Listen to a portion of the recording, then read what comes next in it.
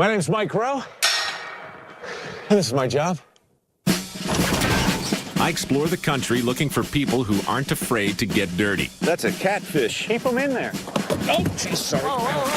Hard-working men and women who earn an honest living. Just want it out of there, right? Crap. Doing the kinds of jobs that make civilized life possible for the rest of us. No, can't see a thing. Oh, oh, oh! Back up! Now, get ready to get dirty.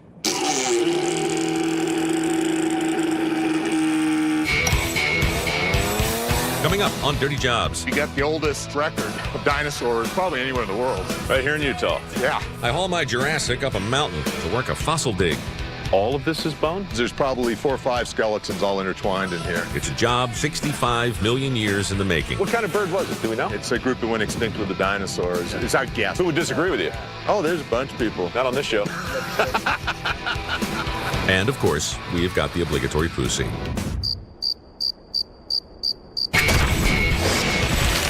Oh, God.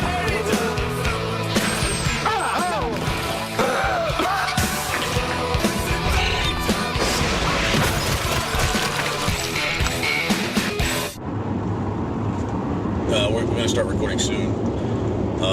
Real soon. I take it you've noticed the incoming storm. Yeah, this doesn't look pretty at all. That looks bigger than, a scattered thunderstorm. Yes, we're in the middle of the highway. The weather is coming in from that direction. For the record, we're actually in Moab, maybe just a little outside of Moab in Utah. Point was to come here to Utah, meet some paleontologists, archaeologists, and dig around in the dirt and see if we can unearth some dinosaurs. And it's the kind of work we probably can't do in the rain. Is that correct? Yeah, it's prohibitive. Yes. Prohibitive is fancy talk for no. And dark clouds are not a metaphor for that. Those are actual dark clouds. The place we're going is called the Styx Quarry. It's located on this unnamed mesa. It's a hotbed for dinosaur research, attracting top paleontologists from around the world. Our plan is to hike up there with some scientists, learn a lot of things, and maybe even discover some rare fossils like Indiana Jones. Unfortunately, just getting to the mesa is proving to be difficult, kind of like an Indiana Jones movie, on a Dirty Jobs budget. This is really bad. All right, we got to press on and see what the paleontologists say, what they want to do. I mean, it could blow out in an hour, Look at the tumbleweeds. Or have a look at that. It's crazy. Look at the cows. They're running for cover. Thank you.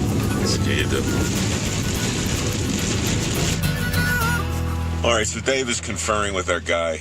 I'm not sure what the big mystery is. There's just no way we're going to be able to climb up a mountain in this, but I'll wait for the official word. That is hail. Sure, it's hailing. Of course it is. He said they get 5 inches of rain here a year. You're kidding me. Nope. And we're going to get it all today. Yeah, no question. Yeah, we're supposed to be up there, and if you've just joined us, this part of Utah gets approximately 5 inches of rain a year. It appears to be all coming down today. Would you say that in terms of the stages of grief, are we in denial at this point, or are we beginning to? And I know you're past anger. No, I'm not. I'm going to work with Doug all day. But maybe not. See, I think you're in denial. I still think you're good. Get a point. You think you're going to work with Doug all day. I don't think so. I think we need to take a deep breath and get our heads around acceptance. That was a bolt of lightning. We don't want to be up there. When I say we, I think we know who I'm talking about.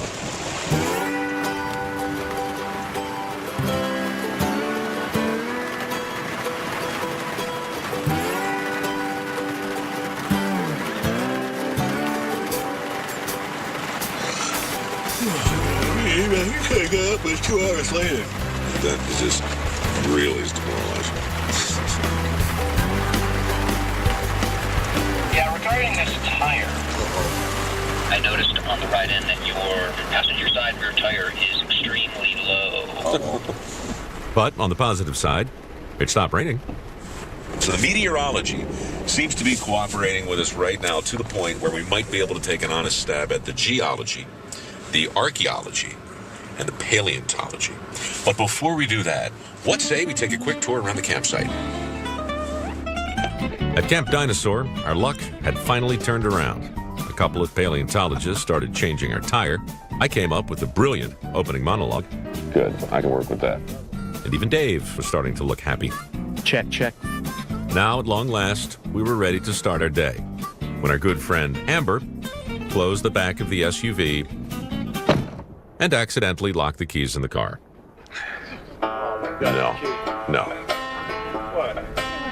No, it's not possible. No, it's not possible. We brought 4 equipment trucks out here, but the one that is now inaccessible is, of course, the one carrying all of our videotapes and batteries. That's not possible. Oh no, it's possible. In fact, I should have realized on a day like this, it was probable that something like this would happen. So now, we still have to finish changing the tire, but we also have this additional challenge. Wow. All right, we'll spot you here. All right, here we go. So it just got away from us again. It's 11:15. Our plan was to be up there by 8. And the weather has cleared up. Unfortunately, we've just had a parade of horribles unfold, beginning with a flat tire. And now we got this whole situation happening.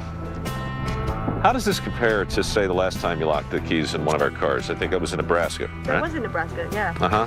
I mean, that sucks. Yeah. Well, it strikes me as a good time to ask you if, when you rented these, you went ahead with the damage waiver? Oh, absolutely. There's a good. Okay, you know I what? don't hesitate on that one. Yeah. We pride ourselves on flexibility. Okay, I just got confirmation there is OnStar for this car, but no one can touch the doors while they do it. So back off for a minute. Why do we have that information? Because they didn't know it had OnStar. I just got to call back. So back off for a bit. Screw that. Hey, Amber, give us 5 minutes. Now it's personal. How did that happen? You just pulled it. Or they did it. Who did it? Well, say you did it. We did it. All right. And that's all the time we have for today's show. All right, then, signing off from somewhere in the desert. All right, guys, let's shoot a show or something, huh? How's it going? Got a letter here from Lucas. He writes, Dear Mike, my name is Lucas. I'm just a kid. I love dirty jobs. I also love dinosaurs. Can you tell me why aren't there any dinosaurs on Dirty Jobs? Your friend, Lucas. First of all, Lucas, I'm not your friend. I'm kidding. Of course I'm your friend. You see me on TV? I'm your friend. Secondly, regarding dinosaurs, here's the thing. They're dead. All of them. Been dead for a long time, like millions of years. You know how long a million is? It's a long time. And dinosaurs have been dead a lot longer than that. There's a fancy word for dead if you're a dinosaur. It's called extinct. So dinosaurs are extinct. That's the bad news. Today, I can't find a dinosaur and put it on Dirty Jobs because they're dead. But there are little pieces of them left all over the place. You know what those little pieces are called? They're called fossils. So today, we're going to walk up on that hill and we're going to find dinosaur fossils. It's the best I can do. Now, I'm going to have some help, okay? I've got some experts with me. They're called scientists. And scientists who look for dinosaurs, well, they can be all sorts of people. They can be paleontologists. They can be archaeologists.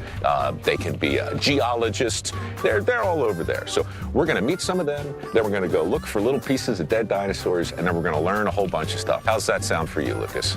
Good? Good. When paleontology meets roadside assistance, a sentence I never thought I'd say before. This is Jim. Jim Jim, and what's your last name? Kirkland. And that's your crew that's graciously decided to pull our bacon out of the fire? They're good hands. Yeah, I reckon. So are you, I'm throwing a lot of ologist words around this morning. It's a paleontologist? I'm a paleontologist. I'm state paleontologist for Utah. I see. So I get to kind of hang out in this place. Not a bad place if you're going to work on fossils. This place, as I mentioned earlier, is the Styx Quarry, and it's much better than not bad. Jim and his colleagues have found many, many dinosaur bones here, and we'll be seeing some of them real soon. Will we be seeing big bones, small bones? You're going to see fairly small bones. Bones of what, exactly? Well, this is the thing I found first of this animal about 7 miles over. Is that a tooth? That's the killing claw of Utah raptor. No, it's not the actual killing claw. It's a replica. How many more things you going to be pulling out of your fancy pockets? That's about it. Okay. But I figure you want to know what the animal is we're going for in there. And it's called the Utah Raptor? It's Utah Raptor. In addition to dinosaur bone fossils, they also have fossilized evidence of other kinds of animals. We got the oldest bird tracks ever found in North America up here in some blocks. And Are we going to see those today? Yeah, we'll see those today. We're going to... Oldest bird tracks in North America we're going to see? Yeah. That's where we're headed? We're headed up there, right under that big gray layer. But before we get started, there's a little paperwork. What's in your hands? Here, let me give you these back. I want you legal. I give out the permits here in Utah. Uh-huh. So there's your dinosaur hunting license. Check it out, Lucas. I am now a licensed dinosaur hunter. Let's go find some moving. fossils or something. Coming up, I discover them discovering things that haven't been discovered. What is it, Diabloceratops? Big horned animal, the devil's horn face. Big horny animal. Big horny animal. And later, I feel like a superhero there, man. it's not a bird, it's not a plane. It's a new use for auto parts. Driving down the slope. You seriously are going to just drag it out? We're going to drag it out.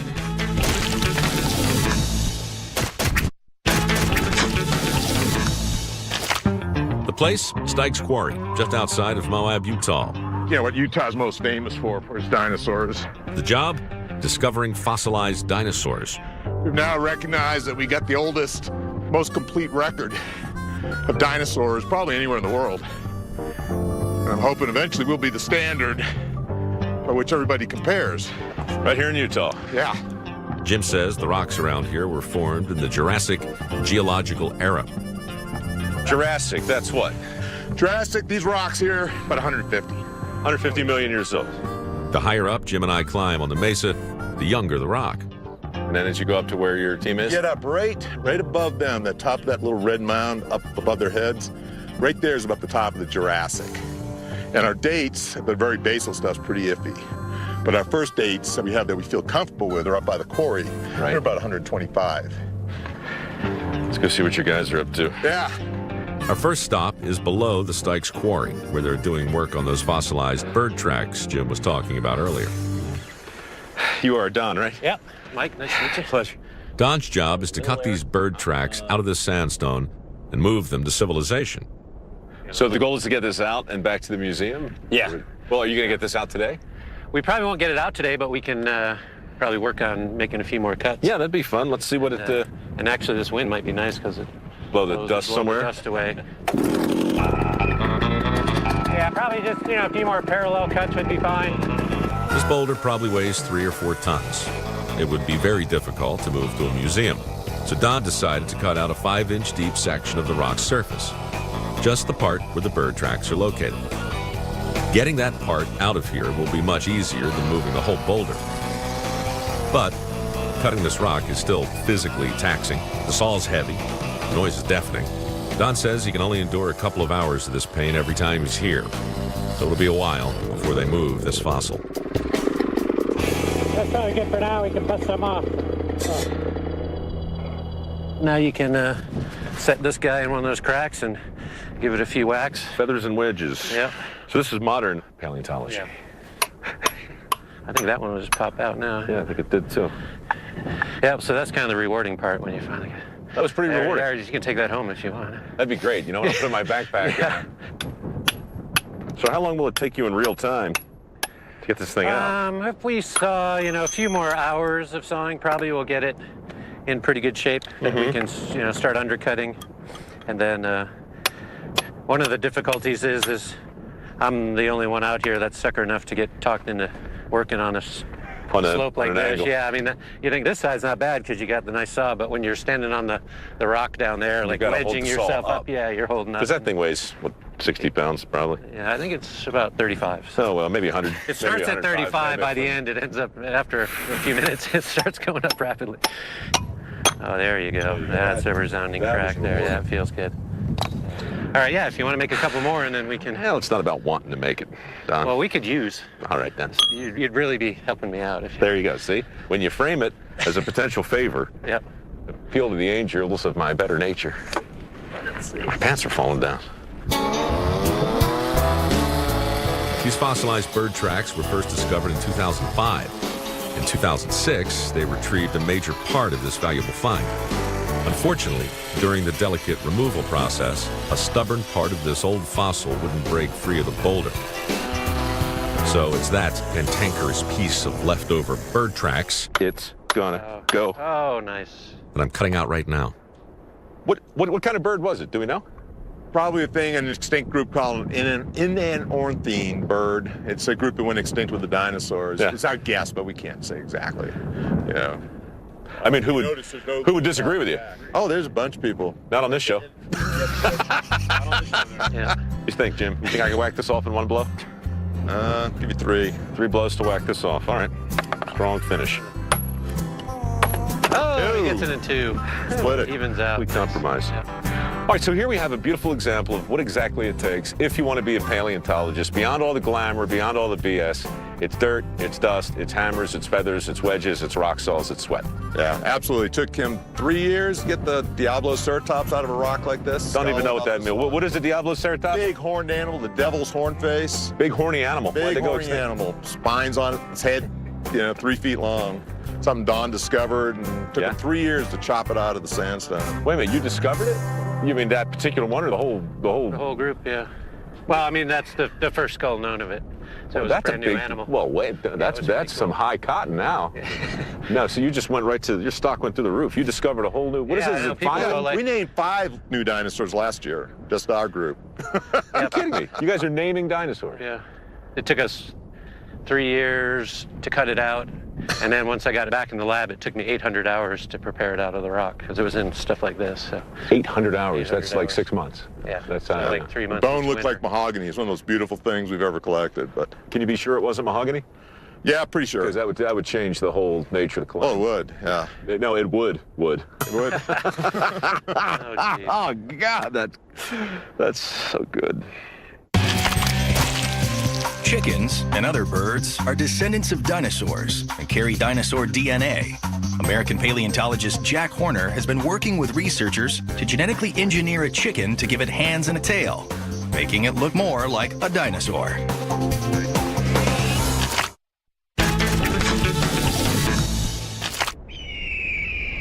Let's go see what you guys are up to. Yeah. Seems likely somebody's going to fall.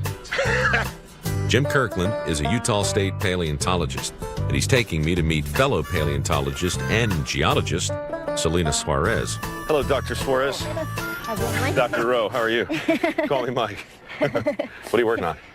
Looking at the Morrison Formation here, just a good example of the Morrison Formation. You have a really nice clay stone. You could tell it's clay stone if you Are you eating the rocks? take a little bite out of it. And it gets nice and creamy and not gritty. That's what you're tasting? Yeah. You're trying to bite the clay to see if it's creamy Yeah. Have and to, not like, gritty. blow it off a little bit there so it's yeah. So if it kind of creams in your mouth, then it's clay stone. If it creams in your mouth, it's Yeah. clay. Yeah. If it get kind of creamy. Gotta let it sit a little. I am. Okay, that's clay. Yeah. And so a little further up, we get Cretaceous up there. Jurassic here, Jurassic here. because it's older, of course. Yes. Cretaceous is younger. The higher Yes. we go, the younger things get. Yep. Selena is taking me up the mesa from the Jurassic period rock, which is about 150 million years old, to the Cretaceous period rock, which is about 125 million years old at its base.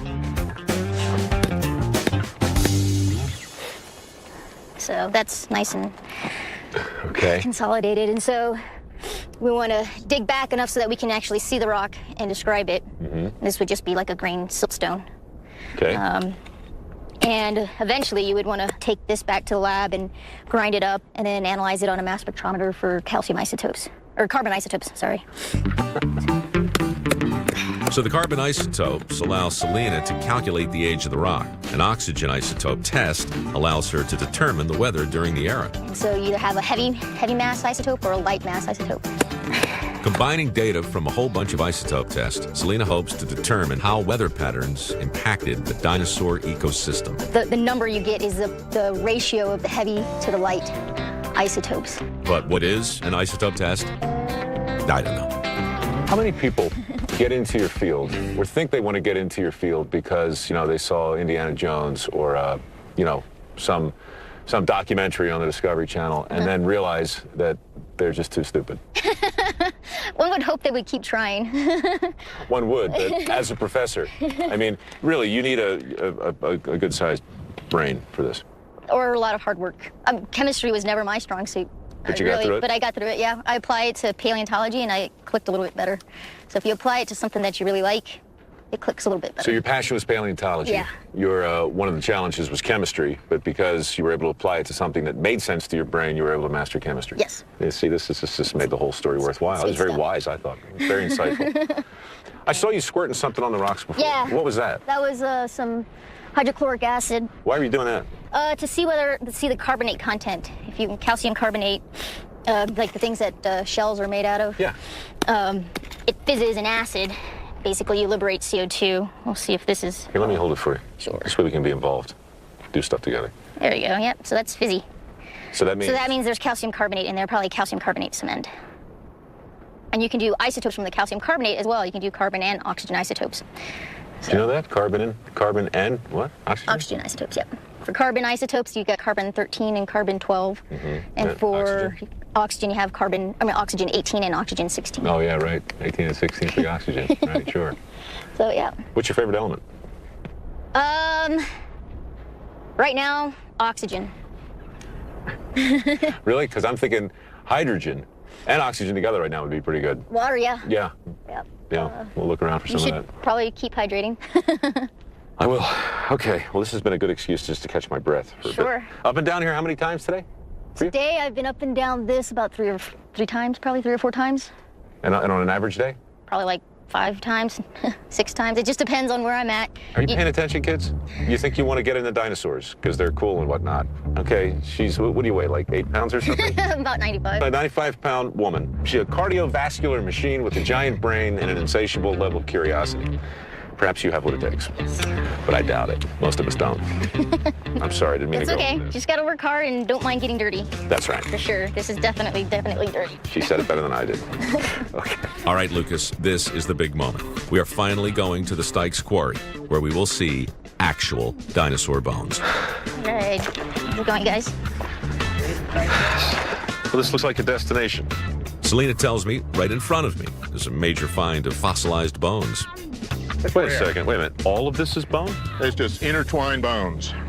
Skeletons, there's probably 4 or 5 skeletons all intertwined in here. Oh, so this is all a jacket over top of everything. I know, they don't really look like bones. That's because over millions of years, minerals have formed around them, entrapping them inside the rock. Sorting out this mass of hidden bones is the job of paleontologist Scott Madsen. Are you a cranky paleontologist? Yeah. Yeah? What makes you? It was only when I started working for this outfit. and then things took a weird bitter turn? Yeah. How long have you been at it? 33 years. Yeah. As long as I've known Jim. You guys have known each other 33 years? Oh, yeah. We've dug in a lot of places. Yeah. Yeah, pulled a lot of pretty important specimens out in our time. Is it still fun? Yeah, most of the time, except this quarry. Why is this such a pain in the neck? It's just kind of this marble cake of different rock types, and the bone is sort of interspersed through a layer, at least a meter thick here.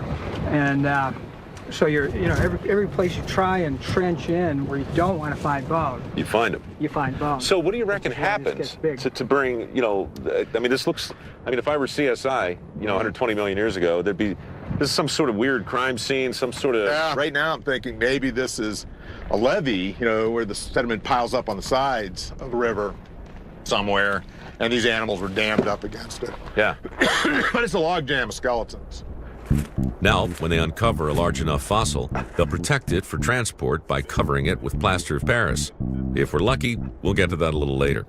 Basically, to get into this area, it's dismantling the rock as opposed to just blindly whacking it with a hammer. There's two methods. That's the other method, is people just blindly whacking into the rock. But I find using the cracks and dismantling the cliff works better. Does she just want me to sweep this Yeah. stuff? Just avoid from there over here. That's bone, though, right? No. Actually, yeah, that is a little bit of bone. Yeah, see, actually. that's okay. Right on the edge. I'm bringing all 8 minutes of my experience Yeah, to the situation. I'm telling you. What would look like work now if we were to do something with plaster? If we were to... Well, we can go down and work on this block that we have partway down the hill. All right. That do sounds that. good. Coming up, even paleontologists got to go. Poop only, no pee. This is just a place where we poop. See? And So it's very cold and unpleasant on my hands. give me a little plaster. The natives get restless. Sit anywhere. Be comfortable.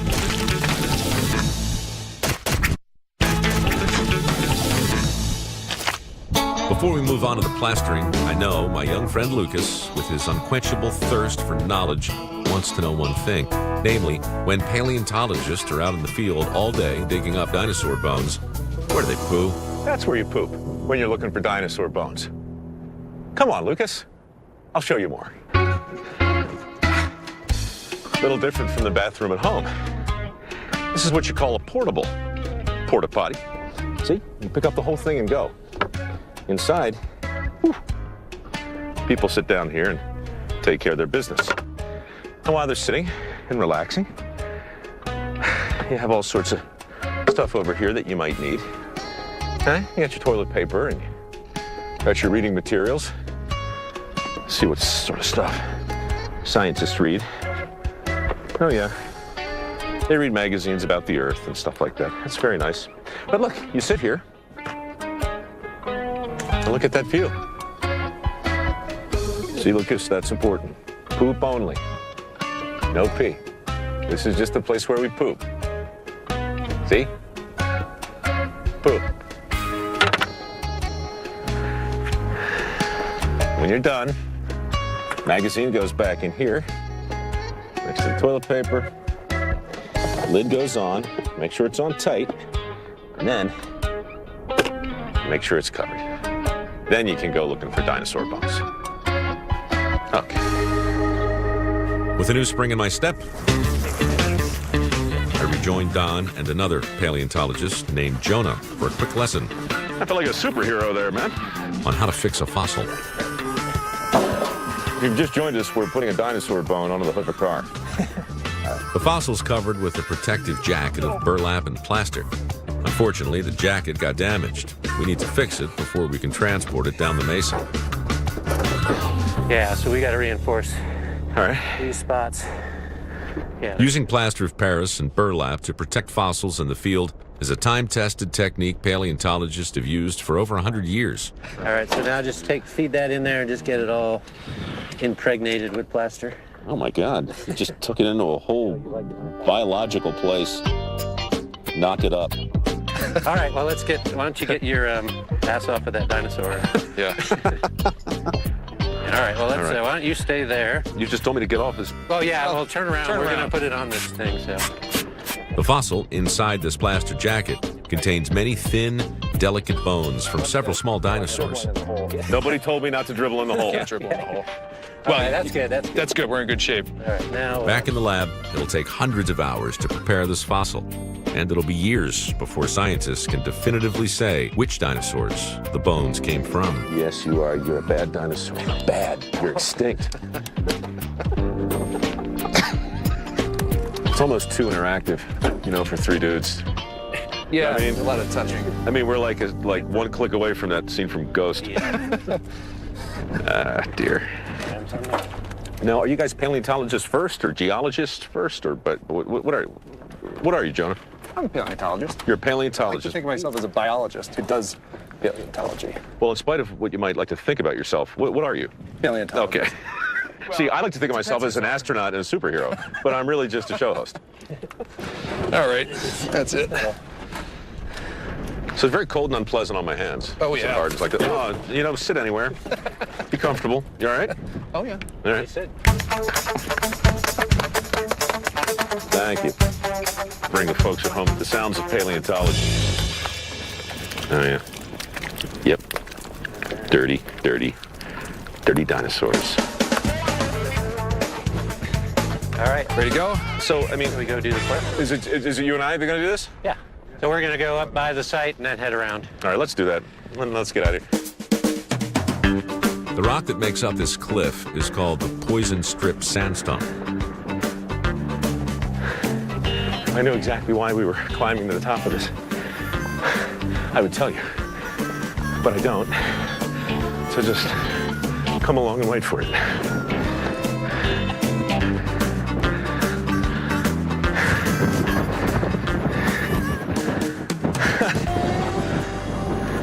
All right, that's a view. Yeah.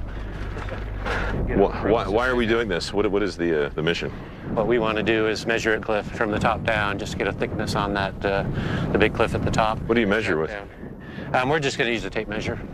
So we're rappelling down the side of that thing with a tape measure just to see how thick the strata is. You got a problem with that? No problem. It just seems like, don't they have laser? Yeah, I mean, we don't necessarily have to, but look at the view over there. Yes, it's a great view. Okay. If we get paid to rappel down a cliff.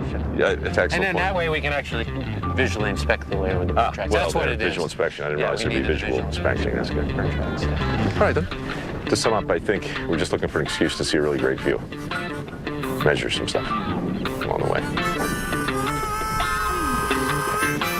Which is fine. Coming up. We're going to come down and look at some bird tracks. No bones about it. We let it all hang out. Now, let's not do that, because that looks like every cartoon I've ever seen where the rope is all frayed, going back and forth and thinner and thinner. But the weather threatens to spoil the party. Nice. Oh, that's thunder, isn't it? Once again, I'm in a high place and thunder's coming. Yeah.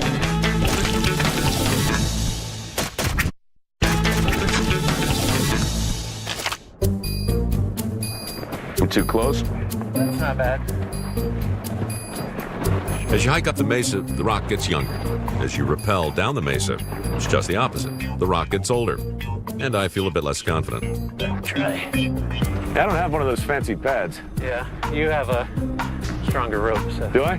Because that looks like every cartoon I've ever seen, or every bad B movie where the rope is all frayed, going back and forth and thinner. Yeah, so we'll try not to. Yeah, let's not do that. All right, step one. All right, so we're going to try to get a measurement from the top. So we get about 50 centimeters down to there. 50 centimeters to there. Yeah, to this. Why is that significant? Well, it's just a slightly different sedimentary structure there. The top layer of rock was formed by deposits from a river system about 120 million years ago. Yeah. There you go. Next time I won't do that. Yeah. So from here, we just essentially want to just measure it to the bottom. This layer of rock I'm measuring now represents a time when the land was covered with a river system and a floodplain. It's the most exciting tape measurement I've taken in a while. So we're going to go past this slope to the next little cliff. Right. And that's the cliff that has the bird tracks in it. So we can go take a look at those. I'm just going to come down and look at some bird tracks. Oh, nice. That's thunder, isn't it? Once again, I'm in a high place and thunder's coming. Yeah. I'm petrified. I'm a little concerned about this guy. Yeah, let's just get rid of it. The one under it's loose as well. So. Rock. That's clear. bothersome. Rock. Remember that chunk of rock with those ancient bird tracks? The one I was cutting with a rock saw earlier? Well, it broke off from this exact cliff, and Don is trying to pinpoint the precise spot where it broke away. Meanwhile, I'm trying not to break away from the cliff, which is a challenge when a storm is approaching. All right, well, we can probably get moving, but we're pretty sure that That's based on this convoluted bedding here, pretty sure those bird tracks are coming out right towards the top of this. So This layer of rock, where the bird tracks are from, is about 122 million years old. So what is the job? Why are you marking it? Jim just wanted to see from down there where just so we have a feel Right. for where they are when we're down there. Little rock carpentry. Wow. Just that? Holy crap, that's a big bolt of lightning. Hey, I don't know if we're done yet, but just on the off chance that we are, because it's about to start raining again, and I'm falling on my ass and everything hurts. I just want to say thanks, Don. Yeah, you're welcome anytime. And if you see Jim, thank him too. Like I said, we might not be done. I might be seeing you in just a second. But this part of the scene's definitely over. So we went partway down the mesa and waited, hoping the thunderstorm would pass us by. At this point, I'm unclear as to why we were hopeful. We definitely wanted to get away from here. Yeah. Oh, man. Whoa.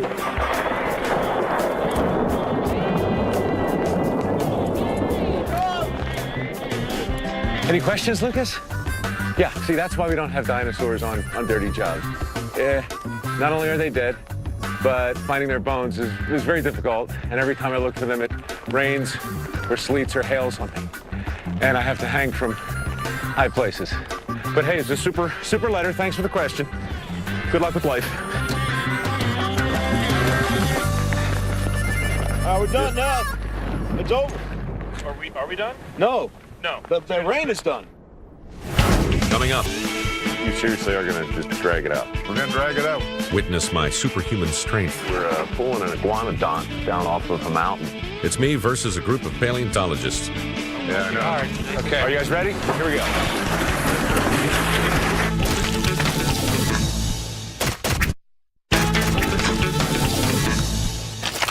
Me and a bunch of paleontologists have worked our fingers to the bone, preparing to haul a prehistoric fossil off this mountain in Utah. While our crew was hiding from thunder and lightning, Jim's team was strapping the plaster-coated fossil onto the car hood. What have you done, Jim? Bolted this thing down to this beautiful classic American vehicle. I'm going to drive it down the slope. You seriously are going to just drag it out? We're going to drag it out. Hey, if you've just joined us, we're pulling an iguanodon down off of a mountain here in Utah. Iguanodon's an old dinosaur, and we found one stuck in a rock, and we wrapped the rock in plaster of Paris. Weighs like 300 pounds. And then we're going to drag it down in that direction. It's a job. You want a little more of an angle, even here. Tell you the truth, Don and Jim can't say for sure if they've got bones from an iguanodon or some other dinosaur. Now, Paul. But whatever we have, it is quite valuable and of great scientific significance, which explains why the bones are traveling first class. Rock. Down the mesa. Are you guys ready? Here we go. Yeah, I know. All right. Okay. Slow down. All right, easy.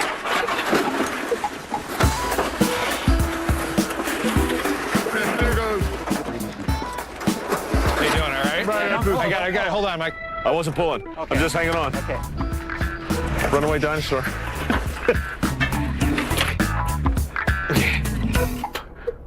Dinosaurs are heavy. Mike, hold up a second. Okay. Hey, this is weird. It's a weird day, man. It's weird. The whole thing's weird. Hey, pull sideways. Oh, the old dinosaurs caught on the rocks. Seen it 1,000 times. And now it's time to learn something really naughty. Today's knot is called a bowline on a bite. Handy for situations like this. It's like a bowline, except you tie it around yourself like this. It goes in and around, down like that, come through like this, and you pull it out of the hole. Okay? Never slip. Super handy, ideally for pulling iguanodons down mountainsides. Iguanodons down mountainsides. Jim, are you gonna go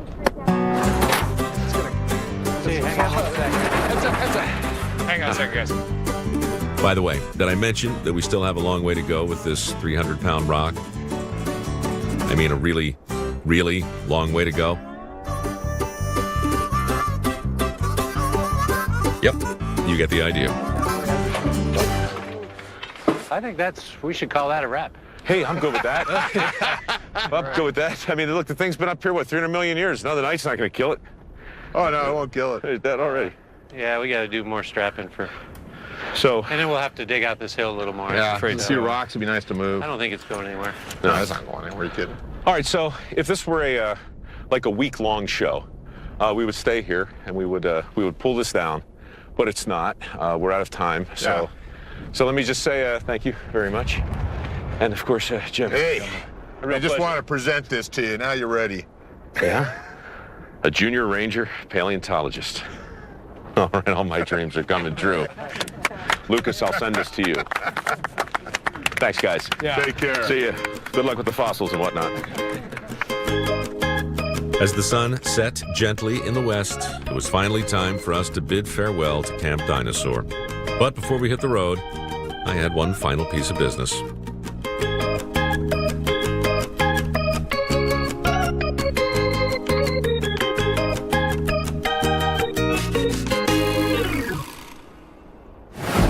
So today, I'm feeding this goat some watermelon while I'm running electrical current through a series of needles that I've placed under her skin. This, believe it or not, is a job. It's acupuncture with electricity and a little bit of watermelon, which I've added to the mix. This idea came to me from a viewer who thought it would be a dirty job. The viewer was correct. So now I'm here doing it. You can make all this happen as well. Discovery.com/dirty job. Well, how do you roll? Hey, look. Oh, that's unfortunate. Dirty job. We're going all Jurassic on you. I'm petrified. Next on Dirty Jobs, Cretaceous. I'm petrified. When we come back, Jurassic. Petrified. Followed by Jurassic. I'm petrified. Jurassic.